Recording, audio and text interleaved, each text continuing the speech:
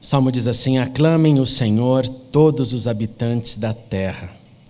Prestem culto ao Senhor com alegria, entrem na sua presença com cânticos alegres. Reconheça que Ele é o nosso Deus. Ele nos fez e somos dele. Somos o seu povo e rebanho do seu pastoreio. Entre por suas portas com ações de graças e em seus átrios com louvor. Dê-lhe graças e bendigam o seu santo nome, pois o Senhor é bom e o seu amor leal é eterno. A sua fidelidade permanece por todas as gerações. Continue conosco, Senhor, e continue também com as nossas crianças. Obrigado pela linda expressão de louvor do coro infantil. Obrigado por cada voluntário que neste momento ensina os nossos pequeninos as boas novas da salvação. Que eles sejam tocados, abençoados e que possam crescer ainda mais para a tua glória. E também continue conosco nesta hora, em nome de Cristo Jesus. Amém e amém. Podemos assentar. Finalizando nossa série de mensagens, nesse Adoração Agosto, celebrando 74 anos, nós refletimos sobre temas essenciais da vida cristã. Fomos encorajados a manter comportamentos, atitudes, conceitos nesta parcela do corpo de Cristo aqui em Perdizes. Você que perdeu alguma das mensagens, a série completa pode ser assistida no nosso canal no YouTube e eu te encorajo a fazer isso. Nessa manhã nós refletiremos sobre o que a igreja mantém em sua história como um dos grandes e importantes momentos da nossa rotina, da nossa caminhada, da nossa semana, que é nada mais, nada menos que o nosso culto, que também precisamos manter. Este evento que nutre a nossa alma, que nos une em um só propósito e que nos fortalece para a semana de vida e de trabalho. E eu te convido então a abrir a sua mente para pensar no culto que manteremos, para pensar também durante esta mensagem como você pode melhorar, expandir, aprofundar-se mais nesta celebração essencial. Então eu começo com a pergunta básica, que é o que é o culto? O culto é uma reunião de pessoas onde juntos nós louvamos, oramos, ouvimos e aprendemos, celebramos a ceia do Senhor, celebramos batismos, dedicamos as nossas crianças, ofertamos o nosso dinheiro para continuidade e avanço. No culto nós somos transformados porque é lugar de transformação, nós expressamos e recebemos amor durante esses encontros, nós temos comunhão. Se juntos então no culto louvamos, eu começo a destrinchar esse primeiro ponto, que são as possibilidades do louvor. E quais são elas? Porque você louva a Deus, você se senta à sua cadeira e você louva a Deus no momento de louvor. As possibilidades do louvor são múltiplas e elas estão sempre conectadas com o nível e experiência musical de cada congregação.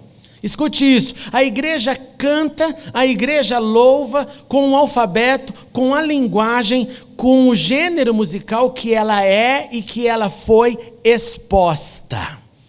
Ela reflete aquilo que ela tem na sua consciência musical e usa dessa música em adoração e louvor. Se a consciência é pequena, obviamente o reflexo dessa consciência será a menor. Se a consciência é grande, é vasta, essa consciência refletirá em expressões ainda maiores. Eu lembro na minha adolescência, um determinado momento eu ouvi que uma igreja estava com muitas dificuldades nessa área de louvor. Só tinha um detalhe, eu morava em São Bernardo do Campo e a igreja era em Parelheiros. Para quem lembra um pouco da geografia, é longe pra caramba. E eu lembro quando aquela igreja veio até mim com muito carinho e disse: você poderia nos ajudar? Porque não tinha literalmente ninguém que tocava nada. E aí eu encarei o ônibus, meus irmãos, eram mais de 3 horas para ir e mais de 3 horas para voltar com guitarra, violão, com tudo nas costas para ensiná-los. E foi lindo aquele momento da minha adolescência mesmo, porque eu percebi como a música começava a tocar os corações e começaram a vir os voluntários para aprender, todo mundo do zero. O pastor foi o primeiro a dizer: eu quero aprender. Ele sentava ali a minha classe, era uma cena engraçada. Ele tinha idade para ser meu pai, eu estava ensinando ele a tocar violão para que ele pudesse tocar na igreja. E aí, no momento em que a expansão, a conscientização da música foi acontecendo, a igreja foi expandindo. E do louvor ela entrou no evangelismo. E antes de sair dessa ajuda, eu pude por muitas vezes tocar nos ginásios com essa igreja, tocar nas escolas com essa igreja. Vi gente chegando, o que deu para mim a primeira experiência real do poder transformador da música. Por isso que eu repito, a igreja canta, a igreja louva com o alfabeto, com a linguagem, com o gênero musical que ela foi e que ela é exposta. Quanto mais ela ouve, mais ela aprende a gostar daquilo que ela não conhecia.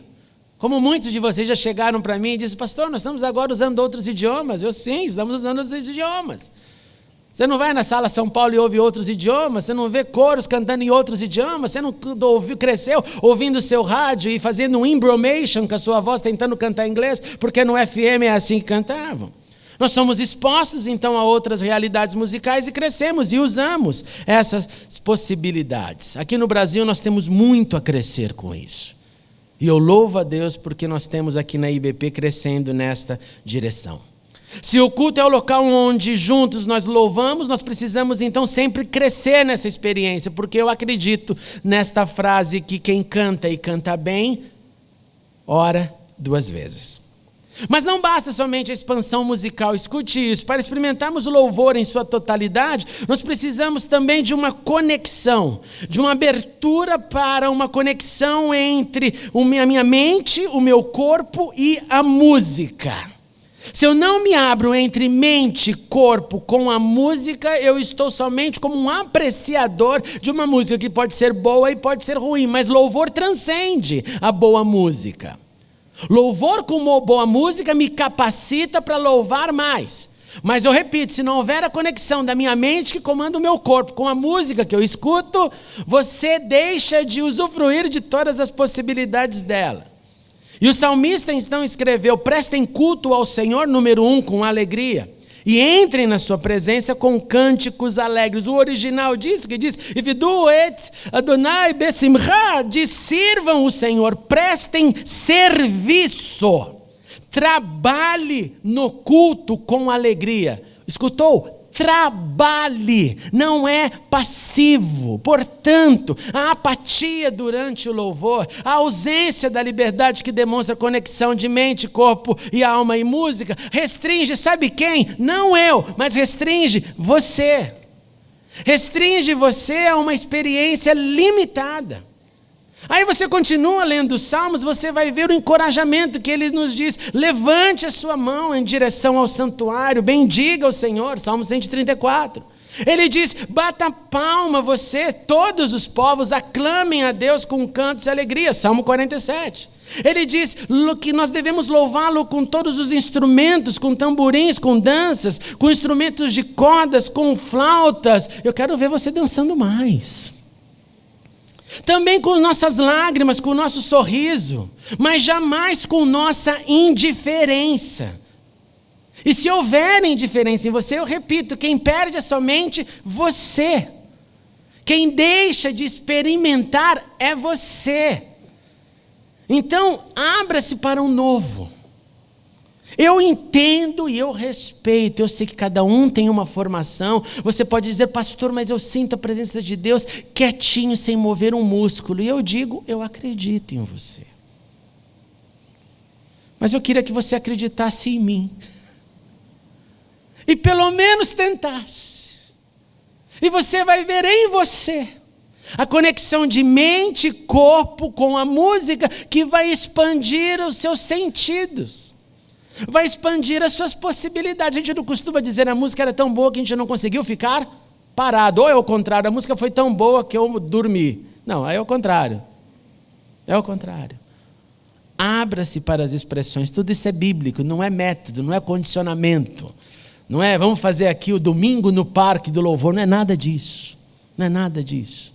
É abra-se, porque você está diante do Pai, diante de Deus.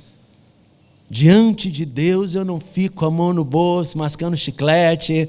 Ah, o louvor está interessante, né? Ah, legal. Não dá. Não dá. Assim também que cresça a nossa oração, porque oração é parte do culto. Oração que clama livremente. Oração que também silencia a alma.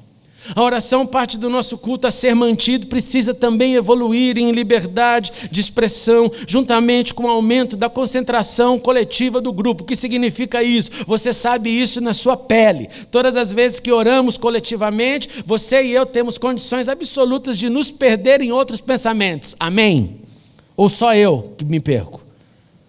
Ou só eu que, de repente, se não tomo cuidado, já estou pensando o que vai acontecer segunda-feira na hora da oração.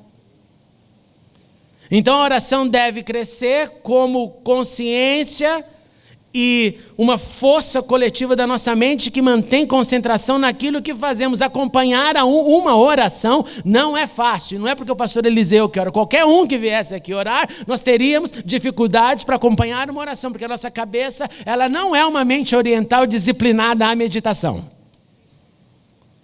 A nossa mente flutua all around. E aí, este é o desafio. Porque se nós temos a condição de nos unir em clamor e termos a experiência de juntos potencializarmos essa esperança, nós temos assim a possibilidade de juntos entregarmos as nossas causas ao Pai que nos ouve. Nós temos a oportunidade de dividir as nossas cargas. O nome vem, estamos todos juntos diante daquele nome dizendo: Senhor, ouve a nossa oração.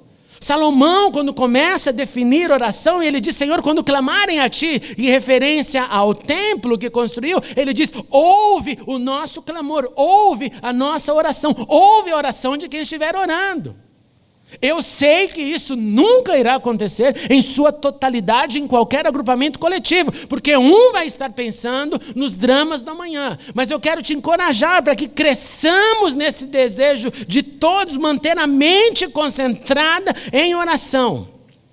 O nosso desvio é tão grande que é por isso que muitas pessoas não sentem prazer em oração e fogem das reuniões de orações, porque é um momento de silenciar a alma e de concentração. E isso não dá ibope no mundo ocidental. Nós temos a oportunidade, então, de colocar-nos na brecha, de interceder por alguém. Isaías disse assim: ele viu que não houve ninguém e admirou-se, porque ninguém intercedeu. Isaías, em nome de Deus, mostra a admiração que Deus tem de perceber num determinado momento histórico o que continua se repetindo na história: poucos que intercedem. Ezequiel diz: eu procurei entre eles um homem que erguesse um muro e se pusesse na brecha diante de mim em favor da terra. Eu procurei alguém, Deus dizendo, alguém que estivesse clamando em favor às desgraças que acontecem na terra e as necessidades, para que eu não a destruísse. Qual é a constatação? A mesma de Isaías. Mas não encontrei nenhum só. Nenhum só. Eu realmente, irmãos, creio que nós podemos melhorar em nossa oração. Nós podemos, nos nossos agrupamentos coletivos, na nossa reunião de quarta-feira, na nossa reunião de culto, na reunião de intercessão, nos grupos pequenos, melhorar, transcender mais em oração. Nós precisamos disso. Porque nós reconhecemos que Ele é o nosso Deus, Ele nos fez e somos dele, somos o seu povo, rebanho do seu pastoreio. Ovelhas falam com seu pastor. Mantenhamos também o aprendizado ativo. Nós ouvimos e aprendemos no culto. E nós podemos potencializar este momento. Como que eu posso potencializar este momento? Você pode potencializar esse momento, já que temos que manter o culto para essa nutrição acontecer e continuar acontecendo, anotando, escrevendo, pois um discípulo aprende, um discípulo estuda. Nos GOs nós estamos incentivando os participantes a repensar o que ouvimos aqui no domingo, porque aqui você ouve passivamente, num grupo você pode ativamente discutir, perguntar, falar, contrariar inclusive. É fato, irmãos e irmãs, que nós esquecemos facilmente do que escutamos. As estatísticas são terríveis a esse respeito. Chegam a dizer que 70% do que você escutou aqui no domingo já foi embora na segunda-feira. Eu digo que às vezes até mais, porque às vezes eu acabo de pregar aqui, um irmão me procura lá embaixo para fazer uma declaração para mim totalmente contrária. Eu acabei de falar, eu falo, não, ele estava dormindo, ele não estava lá, é impossível. É como você acaba de dizer, amemos uns aos outros, alguém diz, eu estou com ódio daquele irmão. Meu irmão, pelo amor do Pai, em que mundo você estava? O discipulado verdadeiro é aquele que aprende e ensina. O que você aprender, tenha o compromisso de ensinar a alguém, de fortalecer o seu próximo, porque quando eu ensino, eu aprendo mais. Quando eu ensino, eu deixo mais dentro de mim, internalizo, fica contido em mim, eu já começo a passar, repartir, porque entrou dentro de mim. Mas isso só pode acontecer se houver uma proatividade diante do ouvir. Se houver então métodos para fixação, que inclui o que disse, alta concentração, anotação, revisão e vivência, e nunca dormir, aí sim aumentaremos o nosso poder de aprendizado. E eu não tenho dúvida que discípulos devem aprender. No culto também nós celebramos a ceia, o memorial que nos remete ao sofrimento, à vitória de Cristo. No culto nós celebramos batismos, as nossas festas de confissão. Eu já oro por essa classe que virá. Nós dedicamos as nossas crianças, nós declaramos, dependemos de Ti, Senhor, para criar esse pequenino, dessa pequenina, precisamos da Tua graça, precisamos do apoio da igreja. No culto nós também mandamos as nossas ofertas, ofertamos para o avanço, para a continuidade daquilo que fazemos aqui, daquilo que fazemos na cidade, daquilo que fazemos no mundo, e que seja então o manter a ceia, o manter o batismo, o manter a dedicação das crianças, o manter um ofertório, todos gestos da nossa fé, e gestos sempre com alegria e com leveza. Nos nossos cultos nós também temos a belíssima oportunidade de expressar e receber amor. Amor repartido no abraço, no beijo, no toque. Amor de quem encoraja o fraco a retomar o seu posto no exército. Amor que celebra a vitória de quem está vivendo a vitória, e amor de quem conforta aquele que sofre. Manter o culto, irmãos e irmãs, é manter o amor, pois o culto é resultado do amor de Deus para conosco, que nos permite celebrar o amor dele, amando ao próximo e desfrutando da liberdade do culto. E isso não acontece em todas as partes do globo. Assim sendo, nós temos comunhão uns com os outros e temos um ambiente para exercitarmos a nossa fé e crescermos como igreja, sem jamais se esquecer que tudo isso nós devemos fazer sempre com gratidão. Entrem por suas portas, o salmista conclui, com ações de graças. Em seus átrios, com louvor. Deem-lhe graças e bendigam o seu nome, pois o Senhor é bom e o seu amor leal é eterno, a sua fidelidade permanece por todas as gerações. Na continuidade da Igreja Batista em Perdizes, nós temos a dádiva de Deus, que nos tem permitido manter o culto, eu repito, permitido manter o culto. E o meu desejo, a minha oração, o meu esforço é para que possamos expandir todos os momentos das nossas reuniões, como um gesto de adoração que abençoe a nossa alma. Eu concluo com um breve poema.